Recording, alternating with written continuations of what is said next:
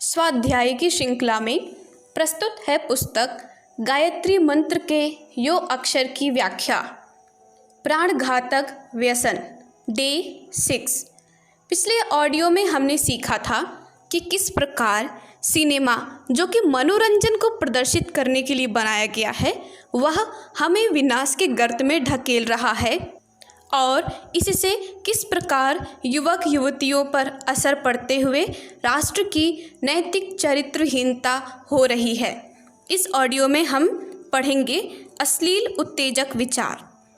आखिर शहर में रोग क्यों ना बढ़े, इस प्रश्न का विश्लेषण करते हुए आचार्य विनोबा भावे लिखते हैं, शहर के लोग ठीक व्यायाम नहीं करते, घरों में बैठे रहते हैं, उनको अच्छी हवा नहीं मिलती, अधिक कपड़े पहनते हैं जिससे सूर्य की किरणों से वंचित रहते हैं, घर भी ऐसा बनाते हैं जिसमें प्रकृति से दूर रहना पड़ता है, काम भी ऐसा जिसमें कुदरत ना से कोई प्रयोजन नहीं, फिर रात को जागेंगे, सिनेमा देखेंगे, खराब किताबें पढ़ेंगे। इस प्रकार अपने शरीर और मन को विकृत करते रहने से रोग तो बढ़ेगा ही। अश्लील और गंदा विषय भोग संबंधी साहित्य वैसा ही घातक है जैसा भले चंगे व्यक्ति के लिए विष। नई उम्र में जब मनुष्य को जीवन और जगत का अनुभव नहीं होता, वह अश्लीलता की ओर प्रवृत्ति रहता है। यौवन के उन्माद की आंधी में गंदा साहित्य सोई हुई काम वृत्तियों को कच्ची आयु में उद्दीप्त कर देता है। आज जिधर देखो उधर उत्तेजक चित्र, वासना संबंधी हल्के प्रेम की कहानियाँ, अश्लील उपन्यास, विज्ञापन इत्यादि छप रहे हैं। सिनेमा ने तो गजब का अंधेर मचा रखा है। आज की फिल्में हल्के रोमांच से परिपूर्ण प्रेम कहानियों को लेकर निर्मित होते हैं। अनुभवहीन यौवन की मस्ती में पागल चढ़ती उम्र के नवयुवक इसी मिथ्या जगत को सत्य मानकर आकर्षित होते हैं। इससे समाज का नैतिक स्तर गिर जाता है और व्यवस्था टूट जाती है। यदि समाज में इसी तरह के साहित्यों पर रोक न की जाएगी तो निश्चय ही चारों ओर स्वच्छंदता और विकार का साम्राज्य फैल जाएगा। स्त्री पुरुष तेजहीन और कमजोर हो जाएंगे तथा उनसे ऊंचे पारमार्थिक कार्य न हो सकेंगे। इस तरह के साहित्य नीति धर्म का शत्रु है। यह पशुत्व की अभिवृद्धि करता है। समाज में इससे आध्यात्मिकता का लेशा भी न रहने पाएगा। आवश्यकता इस बात की है कि जनता को इस गंदे साहित्य की दुष्टताओं से सावधान कर दिया जाए। विचार एक प्रचंड शक्ति है। मन में जब कोई इस तरह के गलत विचार प्रविष्ट हो जाते हैं तो वासना उद्दीप्त हो जाती है। मन गंदगी, अश्लीलता की ओर दौड़ जाता है। जो व्यक्ति एक बार कोई इस तरह की फिल्म, उत्तेजक दृश्य देख लेता है, उसकी स्मृति पर उसका एक छोटा सा स्मृति चित्र अंकित हो जाता है। यह गुप्त मन में बना रहता है और कभी न कभी व्यक्ति को बड़ा परेशान और उद्विग्न करता है। यह बढ़ती हुई वासना अदृश्य इच्छाओं, विषयी वायुमंडल की सृष्टि भी करता है। ऐसे माता पिता के संसर्ग अथवा इस तरह के वातावरण में विकसित होने वाले बच्चे शीघ्र ही विषयी हो जाते हैं। माता पिता, शिक्षक इत्यादि का पुनीत कर्तव्य है कि वे अपने बच्चे को स्वस्थ, सात्विक, आध्यात्मिक शक्ति, बल, पौरुष, सद्गुणों को विकसित करने वाला साहित्य पढ़ने के लिए दें। यह ध्यान रखें कि लुक छिप कर बच्चे बाजार में बिकने वाले सस्ते और गंदे किस्से कहानियों की पुस्तकें न खरीदें। फिल्मों से संबंधित पत्र पत्रिकाएं, फिल्म अभिनेत्रियों के ये सब सिनेमा के गंदे गाने गाना गाते फिरें। यदि आप स्वयं युवक हैं तो मन पर कड़ा नियंत्रण रखें, अन्यथा पतन की कोई मर्यादा नहीं है। वासना की ओर लुब्ध नेत्रों से देखने वाला किसी न किसी दिन व्यभिचारी बनेगा और मान प्रतिष्ठा का क्षय होगा।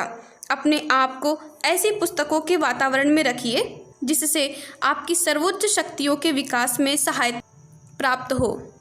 श्रम संकल्प दृढ़ हो, व्यायाम, दीर्घायु, पौरुष, कीर्ति, भजन पूजन, आध्यात्मिक या सांसारिक उन्नति होती रहे।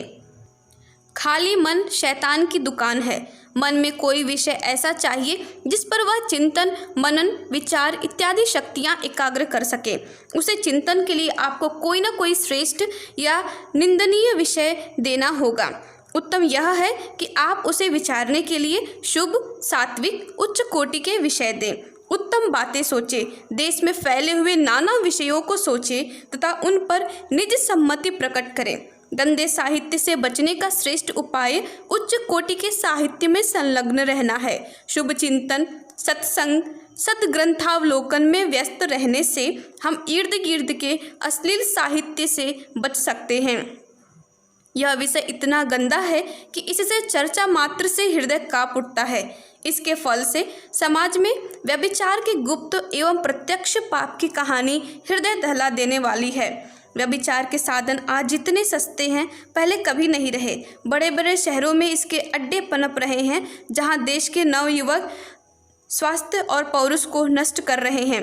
समाज में ऐसे व्यक्तियों की कमी नहीं जो इसको प्रोत्साहन देते हैं या स्वयं एजेंट का निंद कार्य कर रहे हैं। इस मनुष्य के द्वारा किया हुआ सबसे घिनौना पाप कर्म है। इसकी सजा हमें इसी जन्म में मिल भी जाती है। दुराचार से होने वाले रोगों की संख्या अधिक है। वीर्यपात से गर्मी, सुजाक तथा मूल नलिका संबंधी अनेक घृणित रोग उत्पन्न होते हैं, जिनकी पीड़ा नरक तुल्य है। इसके अतिरिक्त वेश्यागमन से शरीर अशक्त होकर उसमें सिर दर्द, बदहजमी, रीढ़ की बीमारी, कमजोर आंखें, हृदय की धड़कन का बढ़ जाना, पसलियों का दर्द, बहुमूत्र, पक्षाघात, शीघ्र पतन, नपुंसकता, क्षय, पागलपन इत्यादि महाभयंकर व्याधियां उत्पन्न होती हैं। जीवनी शक्ति क्रमशः क्षय होती रहती है। व्यभिचारी का समाज में सर्वत्र तिरस्कार होता है। उसका उच्च व्यक्तियों में जाना, निकलना आदि बंद हो जाता है। इस प्रकार के जघन्य आचरण से क्या कारण है? उत्तर में कहा जा सकता है कि हमारी सदोष विवाह पद्धति, स्त्रियों का वास्तविक गौरव ना जानना, पौरुष की मिथ्या कल्पना, पर्दा, गरीबी, अंध धार्मिकता, हमारी जड़वादिता, संकुचितता, कामोत्तेजना तथा अनिष्टकर वातावरण व्यभिचार की वृद्धि में सहायक हो रहा है। भक्ति के नाम पर मठ मंदिरों में भली भांति स्त्रियों पर पापाचार किया जाता है। जो लोग विवाहित हैं वे पत्नी से कामुक और भ्रष्ट बनकर निस्तेज, वीर्यहीन बन रहे हैं।